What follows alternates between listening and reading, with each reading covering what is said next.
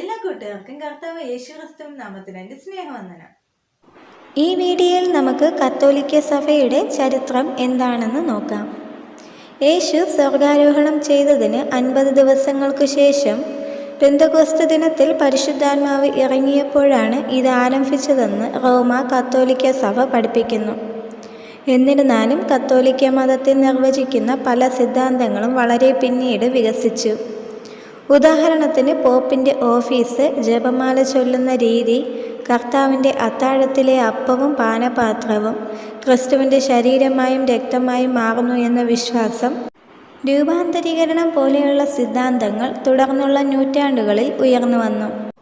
ഇക്കാരണത്താൽ റോമൻ കത്തോലിക്ക സഭയുടെ ആരംഭം പെന്തക്കോസ്തിലാണെന്ന് സ്ഥാപിക്കാനായിട്ട് കഴിയത്തില്ല.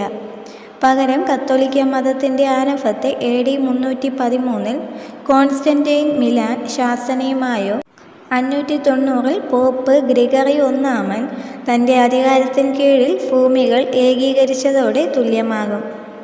അതിൻ്റെ ചരിത്രത്തിൽ കത്തോലിക്ക സഭ 4 വ്യത്യസ്ത കാലഘട്ടങ്ങൾ അനുഭവിച്ചിട്ടുണ്ട്. ആദിമസഭ, അതായത് 4-ാം നൂറ്റാണ്ട് മുതൽ 5-ാം നൂറ്റാണ്ട് വരെ, മധ്യകാലഘട്ടം 5-ാം നൂറ്റാണ്ട് മുതൽ 15-ാം നൂറ്റാണ്ട് വരെ, നവീകരണവും പ്രതിനവീകരണവും 16-ാം നൂറ്റാണ്ട് മുതൽ 17-ാം നൂറ്റാണ്ട് വരെ, സമകാലികം 18 മുതൽ 21-ാം നൂറ്റാണ്ട് വരെ. ആദ്യകാല സഭാ കാലഘട്ടത്തിൽ, അതായത് 4-ാം നൂറ്റാണ്ട് മുതൽ 5-ാം നൂറ്റാണ്ട് വരെയുള്ള കാലഘട്ടത്തിൽ 3 ശ്രദ്ധേയമായ സംഭവ വികാസങ്ങൾ നടന്നിട്ടുണ്ട്. 1. പീഡനത്തെ മറികടക്കുക. 2. സിദ്ധാന്തം ആവിഷ്കരിക്കുക. 3. ക്രിസ്തുമതത്തിൻ്റെ നിയമവിധേയമാക്കുക എന്നിവയായിരുന്നു. ഒന്നാമതായി ദൈവനിന്ദ പോലെയുള്ള ദൈവനിന്ദയും രാജ്യദ്രോഹം പോലെയുള്ള കുറ്റകൃത്യങ്ങളും ആരോപിച്ച് ക്രിസ്ത്യാനികളെ കടുത്ത പീഡനത്തിന് നേരിട്ടു. രണ്ടാമതായി ത്രിത്വം പോലെയുള്ള ബൈബിൾ പഠിപ്പിക്കലുകളെ സ്ഥിരീകരിച്ച നിസീൻ വിശ്വാസപ്രമാണം ഉൾപ്പെടെയുള്ള വിശ്വാസപ്രമാണങ്ങളിലൂടെയാണ് സഭ അതിൻ്റെ കാതലായ സിദ്ധാന്തങ്ങൾ ആവിഷ്കരിച്ചത്. ഈ കാലഘട്ടത്തിലെ ഒരു പ്രധാന ദൈവശാസ്ത്രജ്ഞൻ ഹിപ്പോയിലെ അഗസ്റ്റിൻ ആയിരുന്നു. അദ്ദേഹത്തിൻ്റെ പുസ്തകം കുംഭസാരം സഭയെ സാരമായി സ്വാധീനിച്ചു. മൂന്നാമതായി റോമൻ ചക്രവർത്തി കോൺസ്റ്റന്റൈൻ AD 313 ക്രിസ്തുമതത്തെ നിയമവിധേയമാക്കി. ആദ്യകാല സഭാ കാലഘട്ടത്തിലെ മറ്റൊരു പ്രധാന സംഭവ വികാസം മാർപ്പാപ്പയുടെ ആവിർഭാവമായിരുന്നു. മിലാൻ്റെ ശാസനയ്ക്ക് മുമ്പ് തന്നെ AD 3-ാം നൂറ്റാണ്ടിൽ റോമിലെ ബിഷപ്പായ സ്റ്റീഫനും കാർത്തോജിലെ ബിഷപ്പായ സിപ്രിയനും പാഷാണ്ഡ സഭകളിൽ നടത്തിയ സ്നാനങ്ങളുടെ നിയമസാധുതയെക്കുറിച്ച് വാദിച്ചു. വിധി പ്രഖ്യാപിക്കുവാൻ അധികാരമുണ്ടെന്ന് ഇരുവരും അവകാശപ്പെട്ടു. രാജ്യത്തിൻ്റെ താക്കോലുകൾ, അതായത് പത്രോസിൽ നിന്ന് കൈമാറിയ അധികാരം തൻ്റെ കൈവശമുണ്ടെന്ന് വാദിച്ച സ്റ്റീഫൻ ഈ വിഷയത്തിൽ സഭയുടെ അന്തിമ നിലപാടിനെ സ്വാധീനിച്ചു.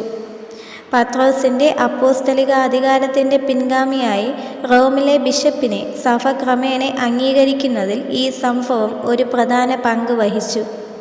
പിന്നീട് 6-ാം നൂറ്റാണ്ടിൽ ഗ്രിഗറി ദ ഗ്രേറ്റ് റോമിലെ ബിഷപ്പിന് പോപ്പ് എന്ന പദവി നൽകി. മധ്യകാല കാലഘട്ടത്തിൽ 5 മുതൽ 15 വരെയുള്ള നൂറ്റാണ്ടിൽ കത്തോലിക്ക സഭ സന്യാസ പ്രസ്ഥാനത്തിൻ്റെ ഉദയത്തിന് സാക്ഷ്യം വഹിക്കുകയും ആന്തരികവും ബാഹ്യവുമായ ഭീഷണികൾ അനുഭവിക്കുകയും ചെയ്തു. സുവിശേഷവൽക്കരണത്തിൽ ആദ്യകാല സന്യാസം ഒരു പ്രധാന പങ്ക് വഹിച്ചു. 5-ാം നൂറ്റാണ്ടിൽ പാട്രിക് പോലുള്ള മിഷണറിമാർ ക്രിസ്തുമതം അയർലാൻഡിലേക്ക് വ്യാപിപ്പിച്ചു. കൂടാതെ വൈക്കിങ്ങുകളിൽ നിന്നും മുസ്ലിങ്ങളിൽ നിന്നും സഭയ്ക്ക് ബാഹ്യ ഭീഷണികൾ നേരിടേണ്ടി വന്നു. രാഷ്ട്രീയവും ദൈവശാസ്ത്രപരവുമായ വിഭജനങ്ങളിൽ നിന്നുള്ള ആന്തരിക വെല്ലുവിളികളെയും ഇത് കൈകാര്യം ചെയ്തു.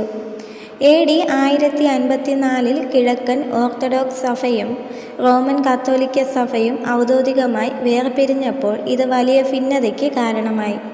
ഈ വെല്ലുവിളികൾക്കിടയിൽ ഫ്രാൻസിസ്കന്മാർ, ഡൊമിനിക്കന്മാർ, അഗസ്റ്റീനിയന്മാർ തുടങ്ങിയ സന്യാസ സഭകൾക്ക് ഒരു പുതിയ തരംഗം ജന്മം നൽകി.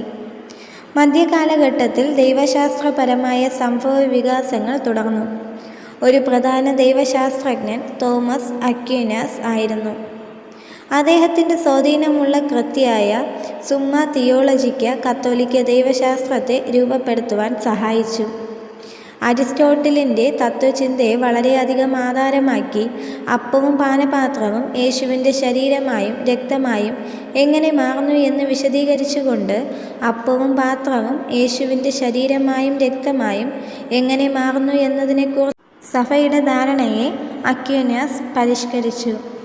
1215 നടന്ന 4-ാം ലാറ്റൻ കൗൺസിലിൽ ഈ സിദ്ധാന്തം സ്ഥാപിക്കപ്പെട്ടെങ്കിലും പിന്നീട് കത്തോലിക്ക സഭ ദിവ്യകാരുണ്യത്തിൻ്റെ സ്വഭാവത്തെക്കുറിച്ചുള്ള അക്വീനാസിൻ്റെ വിശദീകരണം സ്വീകരിച്ചു. നവീകരണ പ്രതിനവീകരണ കാലഘട്ടത്തിൻ്റെ വേരുകൾ 14-ാം നൂറ്റാണ്ടിലാണ്. അക്കാലത്ത് സഭയ്ക്കുള്ളിൽ പ്രതിഷേധങ്ങൾ ഉയർന്നുവന്നു. ജോൺ വിക്ലീഫും ജാൻ ഹസ്സും സഭയ്ക്കായി ധനസമാഹരണത്തിനായി ദണ്ഡവിമോചനം വിൽക്കുന്നത്, പണത്തിനു പകരമായി പാപമോചനം വാഗ്ദാനം ചെയ്യുന്നത് പോലുള്ള ബൈബിൾ വിരുദ്ധമായ ആചാരങ്ങളെ പാപ്പസി സ്വീകരിച്ചതിനെ വിമർശിച്ചു. പിന്നീട് ജർമ്മനിലെ മാർട്ടിൻ ലൂതർ, സ്വിറ്റ്സർലാൻഡിലെ ഉൾറിച്ച് സിംഗ്ലി, ഫ്രാൻസിലെ ജോൺ കാൽവിൻ എന്നിവർ പരിഷ്കരണത്തിൻ്റെ ജ്വാലകൾ ആളിക്കത്തി. അവരുടെ ബോധ്യങ്ങളുടെ കാതൽ ഉറവിടങ്ങളിലേക്ക് മടങ്ങുക എന്നർത്ഥമുള്ള ലാറ്റിൻ മുദ്രാവാക്യമായ ആഡ് ഫോണ്ടസ് ആയിരുന്നു. വിശ്വാസത്തിൻ്റെയും ആചാരത്തിൻ്റെയും എല്ലാ കാര്യങ്ങളിലും ബൈബിളിൻ്റെ അധികാരത്തിന് പരിഷ്കർത്താക്കൾ ഊന്നൽ നൽകി. നവീകരണത്തിന് മറുപടിയായി ട്രെൻറ്റ് കൗൺസിൽ, ട്രാൻസ്ബസ്റ്റാൻറ്റിയേഷൻ പോലുള്ള കത്തോലിക്ക സിദ്ധാന്തങ്ങൾ വീണ്ടും സ്ഥിരീകരിക്കുകയും സോളാ സ്ക്രിപ്ചറ പോലെയുള്ള പ്രൊട്ടസ്റ്റൻ്റ് സിദ്ധാന്തങ്ങൾ നിരസിക്കുകയും ചെയ്തു.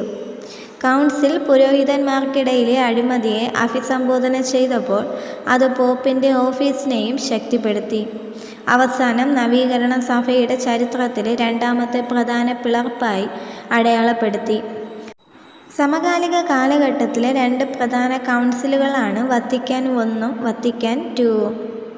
വത്തിക്കാൻ Iൻ്റെ ഒരു ഫലം മാർപ്പാപ്പയെ കൂടുതൽ ശക്തിപ്പെടുത്തുക എന്നതായിരുന്നു.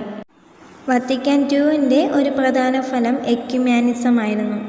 അത് പ്രൊട്ടസ്റ്റൻ്റ് ക്രിസ്ത്യാനികളുമായും മറ്റ് മതങ്ങളുമായും മെച്ചപ്പെട്ട ബന്ധം ആഗ്രഹിച്ചു. ആധുനിക യുഗത്തിലെ ഒരു പ്രധാന വ്യക്തി പോപ്പ് ജോൺ പോൾ II ആയിരുന്നു. കമ്മ്യൂണിസത്തിന് എതിരായ എതിർപ്പിന് പേര് കേട്ടയാളായിരുന്നു അദ്ദേഹം. 1992 കത്തോലിക്ക സഭ അതിൻ്റെ കാതലായ തത്വങ്ങൾ the catechism of the Catholic ചർച്ചിൽ വീണ്ടും ഉറപ്പിച്ചു. ഏകദേശം 2000 വർഷങ്ങൾക്ക് ശേഷം നൂറ്റാണ്ടുകളായി സഭയെ വിശേഷിപ്പിച്ച വിശ്വാസങ്ങളിലും ആചാരങ്ങളിലും പ്രതിജ്ഞബദ്ധമായി തുടരുമെന്നും 21ാം നൂറ്റാണ്ടിലേക്ക് സഭ അതിൻ്റെ ബോധ്യങ്ങൾ കൊണ്ടുപോകുമെന്നും ഈ പുനഃസ്ഥാപിക്കൽ തെളിയിച്ചു.